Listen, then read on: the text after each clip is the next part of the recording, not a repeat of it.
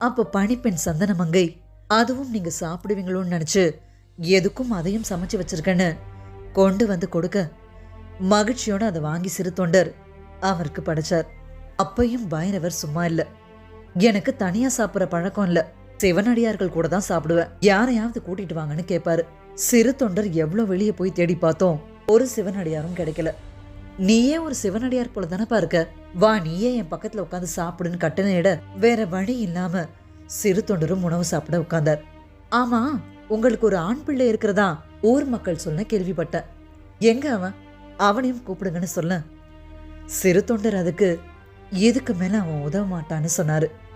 அதெல்லாம் தெரியாது, அவன் இங்க வந்தாதான் நான் சாப்பிடுவேன், அவனை போய் அழைச்சிட்டு வாங்கன்னு சொல்லிடுவாரு. கணவனுக்கும் மனைவிக்கும் என்ன செய்யறதுனே புரியல. எதுக்குப்பா எங்களை இவ்ளோ சோதிக்கிற, நாங்க இப்ப என்ன பண்ணுவோம், சிவனடியாரை எப்படியாச்சும் சாப்பிட வைப்பான்ற எண்ணத்துல தன்னிலைய மறந்து சீராளா வா மகனே வான்னு 2 பேரும் அழைக்க அப்போதான் பள்ளியில இருந்து வர மாதிரி இறைவன் அருளால ஓடி வந்தான் சீராளன்.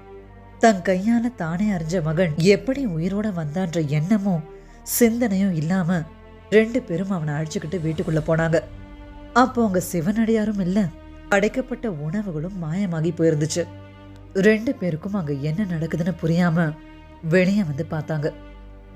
பேரொளி சூழ சிவபெருமான் உமாதேவியுடனும் முருகப்பெருமானுடனும் காட்சி அளிக்க தேவர்கள் பூமாரி பொழிய சிறு தொண்டருக்கும் திருவெண்காட்டு நங்கைக்கும் சீராளனுக்கும் சந்தன நங்கைக்கும் என்னைக்கும் தன்னை பிரியாதிருக்கும் வரத்தை தந்து சிவலோக பதவி அளிச்சார் சிவபெருமான்.